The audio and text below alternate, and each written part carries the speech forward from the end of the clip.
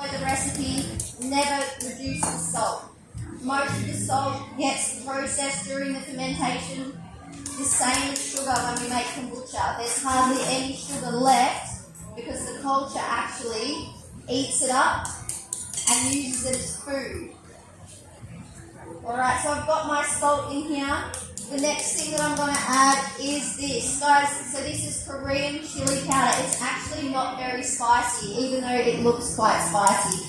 If you like spice, I generally do. I would be adding in red chilies when I make this for myself, but I'm not going to do that today. Alright, you can get this from any Oriental grocery store. There's a couple in Baronia that I quite like, if you need to know where they are. It's about $8 a bag. This will make you a lot of kimchi. For $8, it's always handy to have it in the pantry.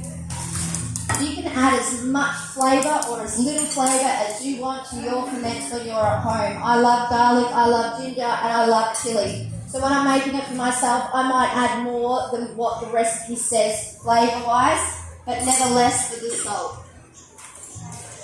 So I'm going to add in 4 tablespoons of this, and it's a beautiful, vibrant colour. And as you can see in the finished kimchi that I fermented for you guys 4 days ago, how beautiful and vibrant that is. The colour is coming from this Korean chili powder. Now, I put pineapple in my kimchi. Very untraditional, but delicious. And if you're new to kimchi and new to ferments, tailoring the flavours to how you like it will be very helpful in introducing fermented foods into your diet. Sometimes eating sauerkraut, for example, from the supermarket, you might think is not nice, but I guarantee you if you make your own, and one of my favourite sauerkrauts to make has dill in it, apple and juniper berries, and I call it magic kraut, and it is delicious. It goes with everything. I actually grew up with a German neighbour, so I ate a lot of sauerkraut growing up.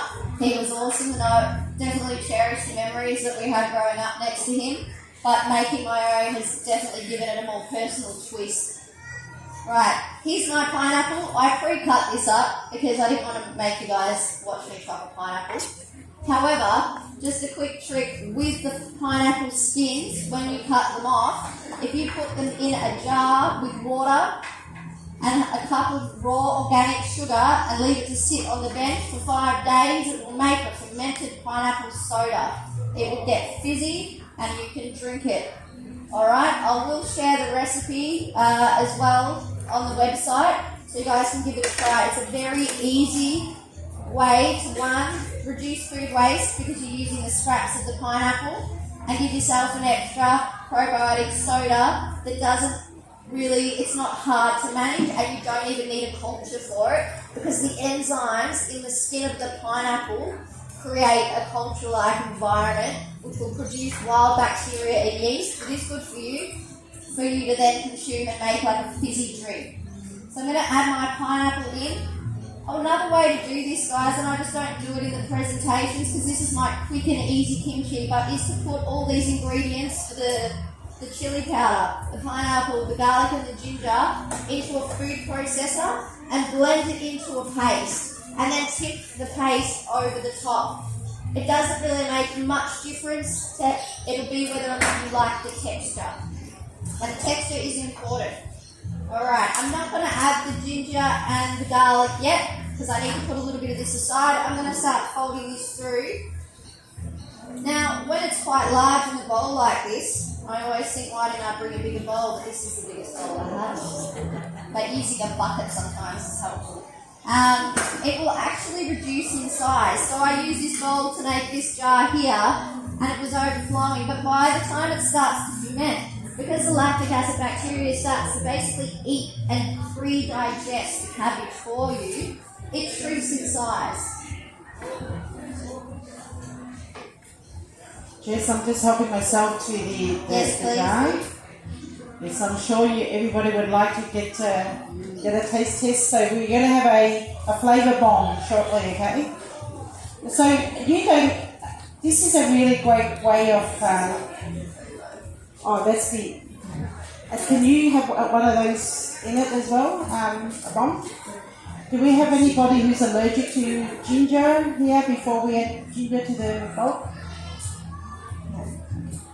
Alright, I don't know what I did with my spoon.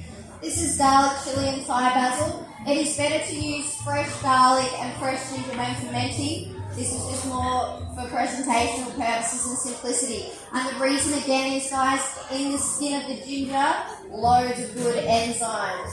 Same when you make your own homemade ginger beer, we leave the skin on the ginger because it's going to help feed all the wild yeast bacteria that we need to be generating to make a good ferment. I'm going to put about 3 spoons worth in. And again, guys, with your ginger and your garlic, if you do not like it, you can omit it completely.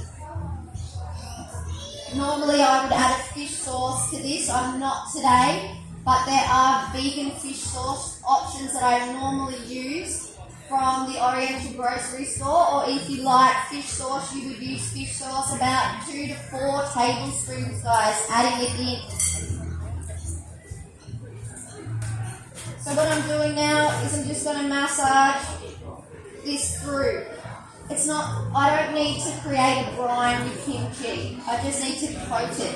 When I'm making sauerkraut, I massage the cabbage to release the brine to submerge, because sauerkraut is a long ferment. You can ferment it for anywhere to 3 weeks to months, okay? And in that case, the brine is there to keep it safe. This kimchi ferment is 4 days, guys, which is great. 4 days on the bench, and then straight into the fridge, and you've got 6 weeks to eat it. Anywhere beyond 4 days you can do. It will increase the flavour, but it will give you a more soggy result. I recommend starting with 4 days and not exceeding 5 days with this kimchi.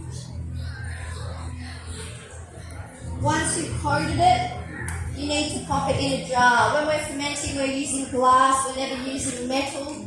Metal is a contaminant and it leaches heavy metals into the ferment. And again, the reason that we're avoiding contaminants is because we're not using any chemical preservatives in this to keep it safe. We're using natural preservatives, which is the salt.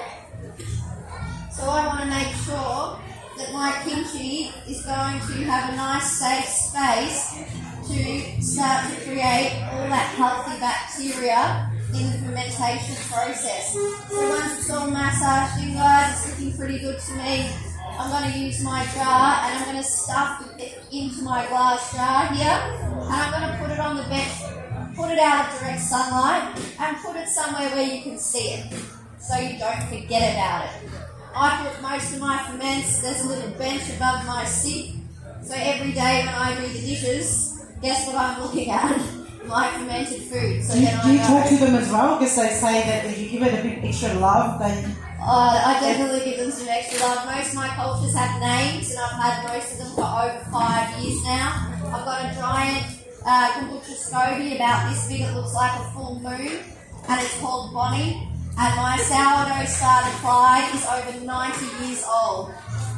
Oh wow. And I love it when we can Clyde out in a workshop and everyone gets to smell him because he's pretty stinky. Now, where can people find you, Fermented Mama? Yes, guys, my business is the Fermented Mama. Instagram, Facebook is where you'll find me. I run a lot of workshops throughout Melbourne, Victoria on mushroom foraging and fermentation and cooking as well. So if that interests you, that's where you can find me. But in the meantime, you can actually find the recipe for the wild kimchi on the Knox Council City website and the Stringybark Festival. So if you're looking for the recipe, you can actually check out there as well. And you're going to pop that on your own website as well? Yeah, on the website and on Instagram and on Facebook, we'll pop the recipe on the link tree. So it'll be super easy. You can just jump into it, click on the link and it'll take you there. And then you can access the easy kimchi. And I'll put up that pineapple soda as well, because you may as well make it if you're going to make the pineapple kimchi. And I highly recommend putting the pineapple through the kimchi. I sell out of this stuff like you wouldn't believe, and people love it. All right. Any questions from the audience? Who's going to go home and start making kimchi? I think you're good. Yeah, there's a number of people. And we're going to invite you to hang around just for a few more minutes to try our little flavour bombs, okay? So all that's happening. Perhaps can we grab someone to take a photo of our fermented mama popping into the kimchi? Oopsie! Awesome. So guys, so you've all been listening. Thank you so much. All right, so we all know how to go home and make kimchi now.